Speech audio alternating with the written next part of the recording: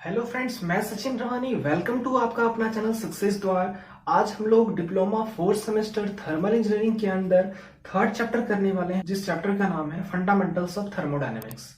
इसका हम लोग सेकेंड चैप्टर ऑलरेडी कर चुके हैं। यदि आप लोगों ने नहीं देखा है तो आई बटन पर लिंक है, आप लोग जाके देख लीजिएगा। ठीक है, तो चलिए हम लोग इस चैप्टर को स्टार्ट करते हैं। इस चैप्टर के डेफिनेशन से स्टार्ट करते हैं कि थर्मोडायनेमिक्स का मतलब क्या होता है। ठीक है, तो चैप्टर का हमारा नाम है fundamentals of thermodynamics. Fundamentals of thermodynamics. तो चलिए सबसे पहले हम लोग समझते हैं कि थर्मोडायनामिक्स का मतलब क्या होता है। तो सबसे पहले इसका डेफिनेशन से स्टार्ट करते हैं। डेफिनेशन आप लोग लिख लीजिए, कॉपी पेन लेके लिख लीजिए आप लोग कि it is the branch of science in which we study about the energy transfer and its effect on the properties of the system. तो चलिए मैं यहाँ पे लिख देता हूं आपका कि ये डेफिनेशन होता क्या है। डेफिनेशन मैं यहाँ पे लिख रहा हूं, आप लोग मेरे साथ साथ लिखते चलिए और बड़ा अच्छे से समझिएगा इसको क्या होता है। It is the branch of science, it is the branch of science in which we study about the energy transfer and its effect on the properties of the system। ये क्या है?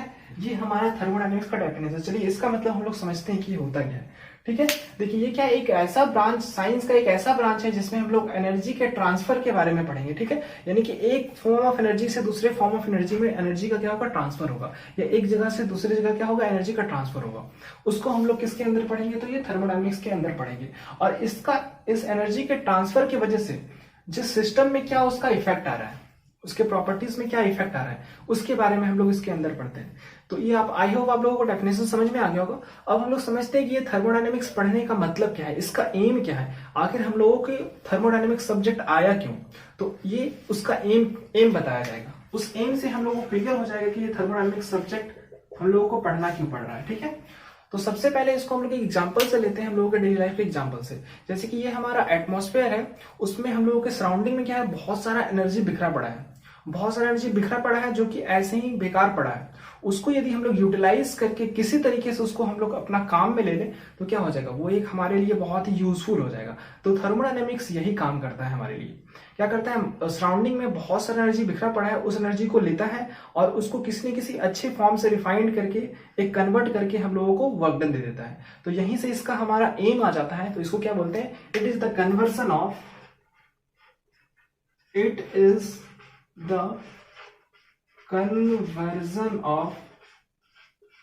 क्या करता है? कन्वर्जन करता है। जैसे क्या बोले, एक बेकार एनर्जी पड़ा है, यानी कि वो डिसऑर्गेनाइज्ड फॉर्म में है, इस सही तरीके से अरेंज नहीं है, तो वही बोलेंगे it is the conversion of disorganised form of energy. Disorganised,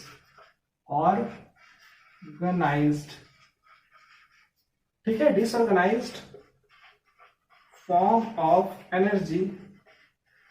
अब डिसऑर्गेनाइज्ड फॉर्म ऑफ एनर्जी क्या हो जाएगा? तो हीट हो जाएगा। ठीक है, याद रखिएगा आप लोग, डिसऑर्गेनाइज्ड फॉर्म ऑफ एनर्जी क्या हो जाएगा? Heat into organised form of energy. अब ऑर्गेनाइज्ड फॉर्म ऑफ एनर्जी क्या हो जाएगा? तो आपका ऑर्गेनाइज्ड फॉर्म ऑफ एनर्जी हो जाएगा क्या? Work done. ठीक है, क्या बोला मैंने? यहां ध्यान से सुनिए कि ये इस थर्मोडायनेमिक्स का एम क्या है कि डिसऑर्गेनाइज्ड फॉर्म ऑफ एनर्जी को ऑर्गेनाइज्ड फॉर्म ऑफ एनर्जी में करना इन इफिशिएंट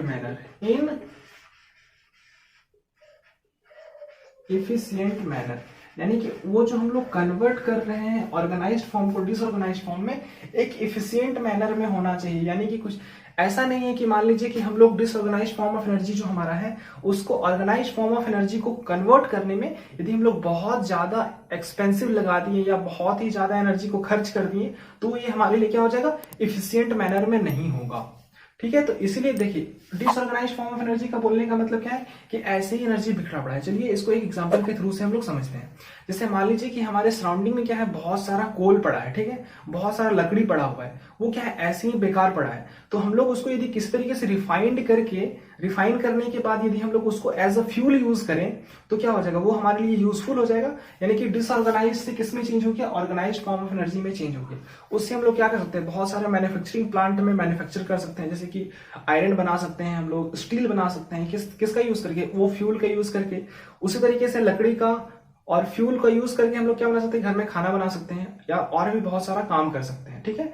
तो इसी तरीके से डिसऑर्गेनाइज्ड फॉर्म ऑफ एनर्जी को ऑर्गेनाइज्ड फॉर्म ऑफ एनर्जी को चेंज करना ही क्या है, थर्मोडायनेमिक्स का एम है।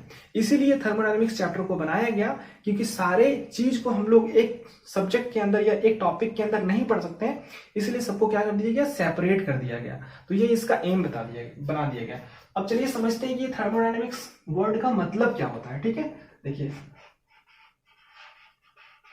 थर्मोडायनामिक्स, ठीक है। इस वर्ड को यदि हम लोग इंडिविजुअल तोड़ते हैं तो क्या होता है, एक आपका टूटेगा थर्मो में, दूसरा क्या टूटेगा डायनामिक्स में। थर्मो का मतलब आप लोग जानते हैं क्या होता है, हीट। जहां थर्मो से क्या आप समझ सकते हैं, थर्मल का मतलब क्या समझते हैं हम लोग, हीट। और डायनामिक्स का मतलब आप लोग मैकेनिक्स में पढ़ चुके होंगे, या तो फिर आप लोगों ने 11-12 में, यदि आप लोग 11-12 किए होंगे तो 11-12 में पढ़ते हैं। डायनामिक्स का मतलब क्या होता है, मोशन। क्या होता है, मोशन। तो यदि हीट इन मोशन, यानी कि हीट क्या कर रहा है, मोशन कर रहा है, यानी कि वन फॉर्म ऑफ एनर्जी से दूसरे फॉर्म ऑफ एनर्जी में जा रहा है। किस तरीके से जा रहा है, यहाँ पे हीट किस में जा रहा है, वर्क में चेंज हो रहा है। देखिए यहाँ पे भी हीट एक अलग फॉर्म ऑफ एनर्जी है, वर्क क्या है, एक अलग फॉर्म ऑफ एनर्जी है। तो यहाँ पे क्या हो गया, एनर्जी का ट्रांसफर हो गया है, यही इसका डेफिनेशन बोला गया, एनर्जी का ट्रांसफर होना किसमें, और इस एनर्जी के ट्रांसफर होने के वजह से सिस्टम के प्रॉपर्टीज में क्या उसका इफेक्ट आ रहा है, इसी को हम लोग थर्मोडायनेमिक्स के अंदर पढ़ते हैं।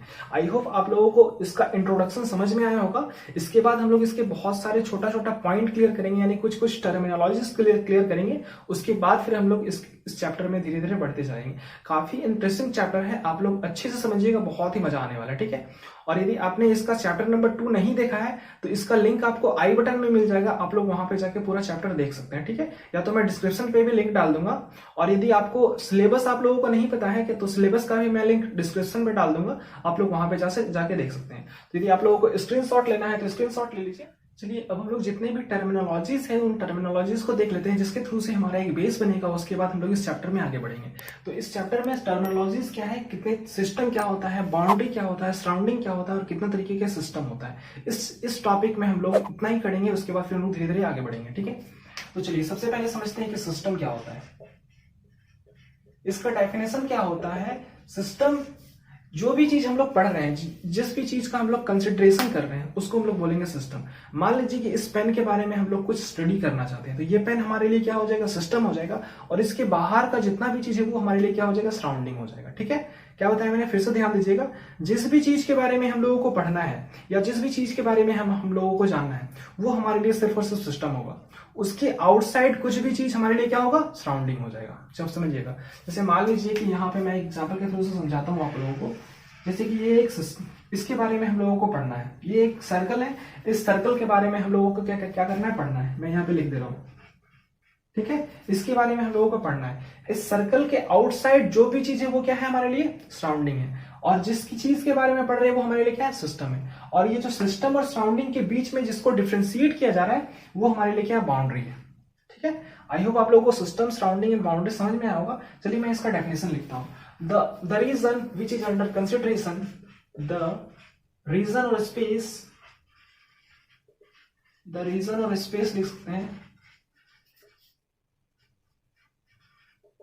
which is under study बोल सकते हैं या consideration बोल सकते हैं, is known as system, ठीक है। जिस भी चीज के बारे में हम लोग पढ़ रहे हैं उस चीज को क्या बोलेंगे, सिस्टम बोलेंगे। उसके बाद क्या होता है, surrounding.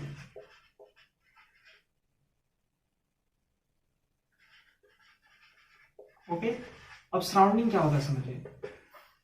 The region which is outside the consideration और which is outside the study is known as surrounding. The region or space which is outside the, या तो फिर बोल सकते हैं the region which is not under consideration, the region which is not under consideration या study is known as surrounding. Okay, उसी तरीके से बाउंड्री मेरा क्या हो जाएगा, बड़ा अच्छे से समझिएगा, क्योंकि इस चैप्टर में पूरा सिस्टम के बारे में बात होगा। मैं इसके बाद में अभी आपको टाइप्स ऑफ सिस्टम के बारे में बताऊंगा। तो सबसे पहले आप लोगों को पता होना चाहिए कि सिस्टम होता क्या है। ठीक है, जिस भी चीज के बारे में हम लोग पढ़ रहे हैं, जैसे मान लीजिए कि यहाँ पे हम लोग इस रूम में हैं, इस रूम में किसी भी एक चीज के बारे में पढ़ रहे हैं, जैसे मान लीजिए यहाँ पे बहुत सारा टेबल रखा हुआ है, ठीक है, यहाँ पे बेंच रखा हुआ है, तो वो हमारे लिए क्या हो जाएगा, जिस चीज के बारे में हम लोग पढ़ेंगे वो हमारे लिए हो जाएगा सिस्टम। और उसके बाहर जितना भी चीज है, भले ही इस रूम में रखा हुआ है, लेकिन क्या हो जाएगा हमारे लिए, वो हो जाएगा सराउंडिंग। ठीक है, और उस सिस्टम को और सराउंडिंग को जो रीजन सेपरेट करेगा उसको क्या बोल देंगे, बाउंड्री। इसलिए बाउंड्री क्या हो सकता है हमारा, ध्यान से सुनिएगा। जैसे कि यहां पे आप लोगों को क्या दिख रहा है, सर्कल दिख रहा है। ठीक है, सर्कल हम के पास और बाउंड्री और सिस्टम को सेपरेट करने के लिए क्या है, ये एक लाइन है। तो इस लाइन को हम लोग बोल सकते हैं क्या है, एक बाउंड्री है। लेकिन कभी कभी क्या होता है, जैसे कि मान लीजिए सिस्टम और सराउंडिंग के बीच में ना कोई भी बाउंड्री दिखता नहीं, तो वो क्या होता है, इमेजिनरी हो सकता है। इसलिए हम लोग बोलते हैं कि जो हमारा बाउंड्री होता है वो इमेजिनरी भी हो सकता है और रिजिड भी हो सकता है। मतलब कि वो दिख भी सकता है हम लोगों को और नहीं भी दिख सकता है। ठीक है, ठीक है, दस विच, तो बाउंड्री को क्या बोल सकते हैं, विच separate, SEPERAT, which separate system and surrounding। क्या बोले कि जो सिस्टम और सराउंडिंग को सेपरेट करेगा उसको हम लोग बाउंड्री बोलेंगे। और बाउंड्री के लिए आप एक नोट डाल के लिख दीजिए कि बाउंड्री में B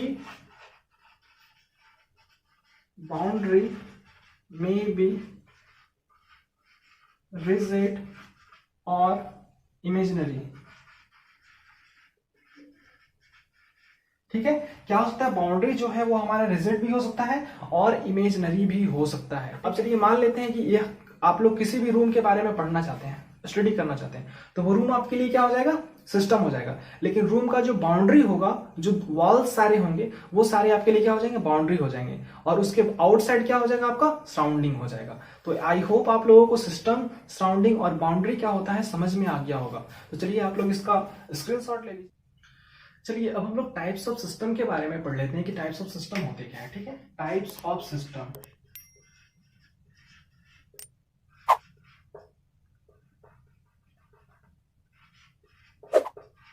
okay, types of system को यहाँ पे 3 टाइप्स के सिस्टम होते हैं, ओपन सिस्टम, क्लोज सिस्टम और आइसोलेटेड सिस्टम। तो ये तीनों को मैं एक चार्ट के थ्रू से बताता हूँ, टेबल के थ्रू से बताता हूँ, जिसके थ्रू से आपको बहुत इजीली समझ में भी आ जाएगा और तीनों के बीच में कंपैरिजन भी हो जाएगा। ठीक है, तो यहाँ पे मैं लिखता हूँ सिस्टम,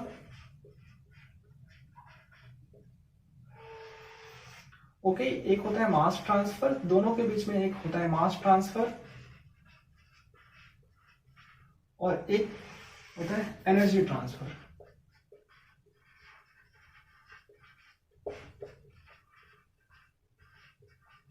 ठीक है, और इसका हम लोग साथ ही साथ एग्जाम्पल भी देखते चले जाएंगे कि तीनों का एग्जाम्पल होता क्या है। ठीक है, तो इस टेबल में सबसे पहले हम लोग देखेंगे कि ओपन सिस्टम क्या होता है। क्या, ओपन सिस्टम। ओपन सिस्टम के बाद हम लोग देखेंगे कि क्लोज सिस्टम क्या होता है। क्लोज सिस्टम के बाद हम लोग देखेंगे कि आइसोलेटेड सिस्टम क्या होता है।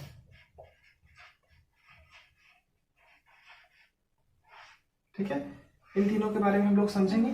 इस टेबल के थ्रू से हम लोगों को पूरा का पूरा समझ में आ जाएगा। देखिए सबसे पहला ओपन सिस्टम। ओपन सिस्टम का मतलब क्या होता है, देखिए जनरली क्या होता है, जितने भी तरीके के हम लोग सिस्टम पढ़ेंगे उसको हम लोग मास ट्रांसफर और एनर्जी ट्रांसफर, इसी के बीच में हम लोग कंपैरिजन करेंगे। यदि वो ओपन सिस्टम होगा यानी कि उसके अंदर से मास का भी ट्रांसफर हो सकता है बहुत ही इजिली, और क्या होगा, एनर्जी का भी ट्रांसफर हो सकता है।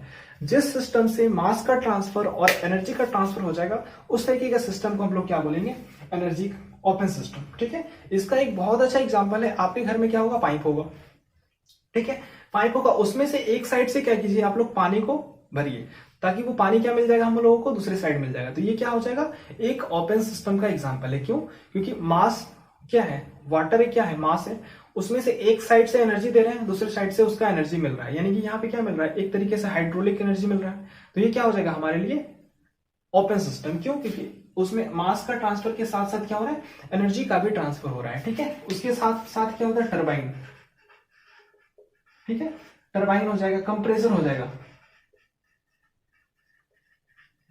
ठीक है, पंप हो जाएगा। ये सारा क्या हो जाएगा हमारा ओपन सिस्टम का एग्जांपल्स में आ जाएंगे। अब कंप्रेसर और टरबाइन के बारे में आप लोग जानते ही होंगे कि होता क्या है, ठीक है। अब देखिए क्लोज सिस्टम के बारे में बात करते हैं।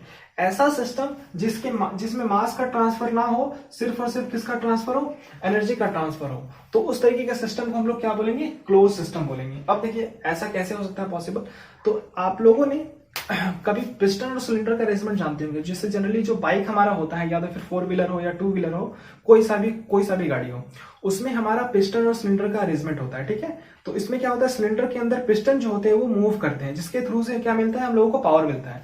सिलेंडर के अंदर क्या होता है, कंबशन होता है फ्यूल का, जिसके कारण क्या मिलता है, उस एनर्जी का ट्रांसफर होता है क्रैंक शाफ्ट के थ्रू से, जिसके बाद हम लोगों को क्या मिलता है, व्हील को पावर मिलता है। तो यदि हम लोग उसमें से उस वाल्व को हटा दें, जिस वाल्व के थ्रू से मेरा एयर आ रहा हो या तो फिर फ्यूल आ रहा हो, उस वाल्व को यदि हम लोग हटा दें, तो जो हमारा सिलेंडर और पिस्टन का जो अरेंजमेंट होगा वो हमारे लिए क्या हो जाएगा, क्लोज सिस्टम होगा। क्यों, क्योंकि उसमें से क्या हो रहा है, एक बार देखिए, एक बार हमारे लिए फ्यूल आ गया, उसके बाद क्या होगा, उसमें से जो भी पिस्टन होगा सिलेंडर में क्या होगा, हमारा मूव करेगा, जिसके कारण से क्या होगा, जो पिस्टन मूव करेगा उसके कारण से हमारा कनेक्टिंग रॉड में एनर्जी ट्रांसफर होगा, और कनेक्टिंग रॉड में एनर्जी ट्रांसफर होने के बाद किसमें ट्रांसफर होगा, क्रैंक शाफ्ट में एनर्जी ट्रांसफर होगा। देखिए क्या हो रहा है यहाँ पे, मास का ट्रांसफर ना हो रहा है, लेकिन मास का ट्रांसफर नहीं होने के बावजूद भी क्या हो रहा है, एनर्जी का ट्रांसफर हो रहा है, इसलिए हम लोग उसको क्या बोल सकते हैं, क्लोज सिस्टम बोल सकते हैं। तो इसका एग्जांपल में लिख लीजिए, piston cylinder arrangement, piston cylinder without valve, ठीक है, उसमें वाल्व नहीं होना चाहिए। अब देखिए आइसोलेटेड सिस्टम, ये हो गया आइसोलेटेड सिस्टम, एक ऐसा सिस्टम होता है जिसमें मास का भी ट्रांसफर नहीं होगा और एनर्जी का भी ट्रांसफर नहीं होगा, ठीक है। ऐसा सिस्टम जिसमें ना ही मास का ट्रांसफर हो और ना ही एनर्जी का ट्रांसफर हो, उस तरीके का सिस्टम को हम लोग क्या बोलेंगे, आइसोलेटेड सिस्टम बोलेंगे। चलिए आप लोगों को मैं टाइम देता हूं, वीडियो को पॉज कीजिए और इसका एग्जांपल बताइए कि क्या हो सकता है। चलिए मैं बताता हूं, यदि आप लोगों ने थर्मो फ्लास्क देखा होगा, या तो फिर हम लोग क्या करते हैं, जो जब ठंडा का समय आता है उसमें एक मिल्टन का बॉटल आता है, उसमें क्या करते हैं हम लोग, गर्म पानी करके डाल देते हैं। तो देखिएगा कुछ ड्यूरेशन तक, कुछ टाइम तक उसमें जैसे ही हम लोग पानी डालते हैं उतना ही गर्म हम लोगों को पानी मिलता है। तो क्या हो रहा है, इसमें से ना ही एनर्जी का ट्रांसफर हो रहा है, ना ही मास का ट्रांसफर हो रहा है, यानी कि ना ही उसमें से पानी कम हो रहा है, ना ही पानी का टेम्परेचर कम हो रहा है। तो पानी का टेम्परेचर कम नहीं हो रहा है, इसका मतलब क्या है कि उसमें से एनर्जी का ट्रांसफर नहीं हो रहा है, और पानी भी कम नहीं हो रहा है, इसका मतलब क्या है, उसमें मास का भी ट्रांसफर नहीं हो रहा है। तो उस तरीके के सिस्टम को हम लोग क्या बोलेंगे, आइसोलेटेड सिस्टम। तो क्या बोल सकते हैं, थर्मल फ्लास्क।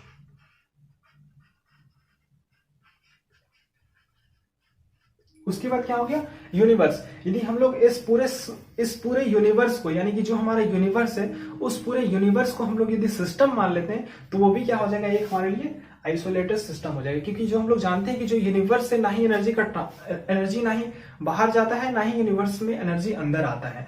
तो यदि हम लोग पूरे के पूरे यूनिवर्स को हम लोग यदि सिस्टम मान लेते हैं, तो वो भी क्या करेगा, एक तरीके से आइसोलेटेड सिस्टम की तरफ बिहेव करेगा, ठीक है। आई होप आप लोगों को ये पूरा टाइप्स ऑफ सिस्टम क्या होते हैं उन लोगों के बारे में समझ में आया होगा। इसका आप लोग नोट्स बनाते चलिए, जिससे आप लोगों को क्या होगा, एक नोट्स भी बनता चला जाएगा और आप लोगों को समझ में भी आएगा। तो चलिए फिर मिलते हैं हम लोग नेक्स्ट वीडियो में। अभी तक के लिए बाय बाय, टेक केयर, और आप लोग इसी तरीके से पढ़ते रहिए, इस तरीके से नेक्स्ट वीडियो आता जाएगा।